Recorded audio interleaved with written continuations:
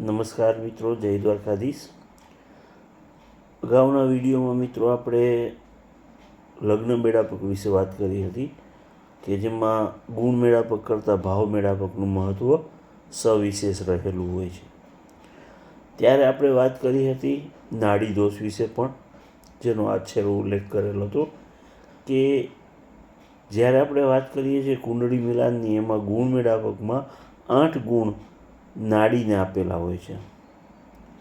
શા માટે નાડી દોષનો વિચાર કરવામાં આવે તો જો બંનેની સરખી નાડી હોય તો બંનેનો વાત અથવા પિત્ત અથવા કફ એ પ્રકૃતિ સરખી થાય છે અને એ આવનાર બાળકમાં એ વાત અથવા પિત્ત અથવા કફનો ગુણ અથવા દોષ એની વૃદ્ધિ થતી જોવા મળે છે અને જેના કારણે આવનારું બાળક ભવિષ્યમાં ખૂબ જ પીડા અનુભવતું હોય છે. માટે બંનેની અલગ અલગ નાડી હોય એવો આપણા શાસ્ત્રમાં ઉલ્લેખ કરવામાં આવેલો હોય છે. પરંતુ ક્યાં આ નાડી દોષને ધ્યાનમાં લેવામાં આવતું નથી. તેના માટેના કેટલાક શાસ્ત્રોક્ત નિયમો આપેલા છે, જે આજ આપની સમક્ષ રજૂ કરું છું. મિત્રો, મુહૂર્ત ગણપતિની અંદર વિવાહ પ્રકરણની અંદર શ્લોક નંબર 45 અને 46માં ઉલ્લેખ છે કે કન્યાની વિષમ રાશિ હોય અને વરની તે રાશિથી છઠ્ઠી રાશિ હોય તો શુભ છે, પરંતુ કન્યાની રાશિ સમ હોય તો તે રાશિની વરની છઠ્ઠી રાશિ ગમે તે હોય તો પણ તે અશુભ છે. એ જ રીતે તુલા અને વૃષભ, મીન અને સિંહ, કુંભ અને કન્યા, ધન અને કર્ક, મકર અને મિથુન, વૃશ્ચિક અને મેષ, આ 6 જે ષડાષ્ટક છે, જેને પ્રીતિ ષડાષ્ટકના નામથી ઓળખાય છે, આ ષડાષ્ટકમાં વિવાહ એનો નિષેધ નથી. સાંભળજો મિત્રો, અહીંયા નાડી દોષ હોવા છતાંય તેમાં લગ્ન થઈ શકે છે, વિવાહનો નિષેધ નથી. એ જ રીતે વર અથવા કન્યાની કુંડળીમાં લગ્ન વર્ગોત્તમી હોય તો જે કુંડળી વર્ગોત્તમી લગ્નવાળી છે તે કુંડળીના સર્વ દોષો નષ્ટ થાય છે. વર અને કન્યાનું એક જ નક્ષત્ર હોય, ખાસ કરીને વિશાખા, આર્દ્રા, શ્રવણ, પુષ્ય, રોહિણી, ઉત્તર ભાદ્રપદ, રેવતી તથા મઘા નક્ષત્ર હોય તો તેનો નાડી દોષ ગણવામાં આવતો નથી. નાડી દોષ ગણવામાં આવતો નથી. આ ઉપરાંત નાડી દોષનો વિચાર મુહૂર્ત દર્પણ નામના ગ્રંથમાં એમાં કહેવામાં આવ્યું છે કે વર અને કન્યા બંને જો વિપ્રવર્ણના હોય તો બંને પક્ષને ફક્ત મધ્ય નાડી હોય તો જ દોષ ગણાય છે, અન્ય નાડીનો દોષ ગણાતો નથી.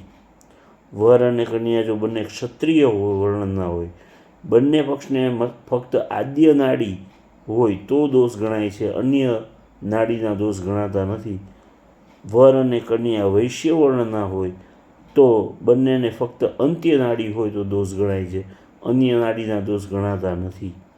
વર અને કન્યા બંનેને શૂદ્ર વર્ણ હોય તો કોઈ પણ પ્રકારનો નાડી દોષ ગણવામાં આવતો નથી.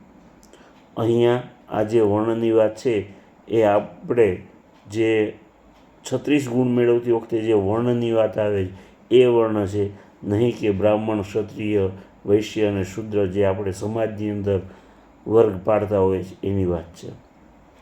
વળી આ નાડી દોષ આવતો હોય ઘણી વખત અને એનો નાડી દોષ સિવાયનો કોઈ પણ બીજો દોષ ન હોય, બાકી બધી રીતે અનુકૂળ હોય તો કેટલાક પરિહાર આપણને કેટલાક ઉપાય સૂચન કરેલ છે અને પછી એ પરિહાર કરી અને આપણે લગ્ન માટે સંમતિ આપી શકીએ છીએ. જેમ કે સુવર્ણ, ઘી, રત્ન, ગાય વગેરે અનુકૂળતા પ્રમાણે દાન આપવાથી નાડી દોષ નષ્ટ થાય છે.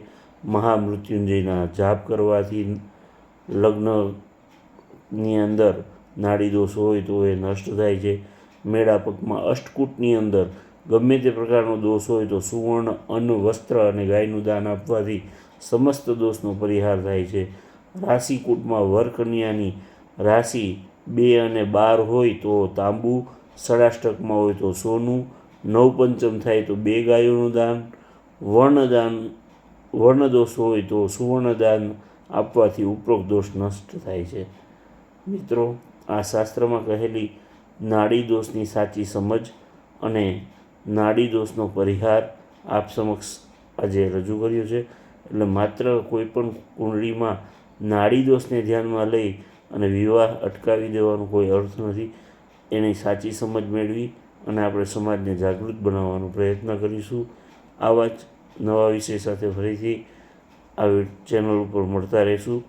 જો આપને આ વિડીયો ગમ્યો હોય તો લાઈક કરો, શેર કરો, ચેનલને સબસ્ક્રાઈબ કરો અને જ્યોતિષ વિશે અન્ય વિષયોના પ્રશ્નોમાં આપને જો કંઈ પણ લાગતું હોય તો એ જરૂરથી કોમેન્ટમાં પ્રશ્ન પૂછશો.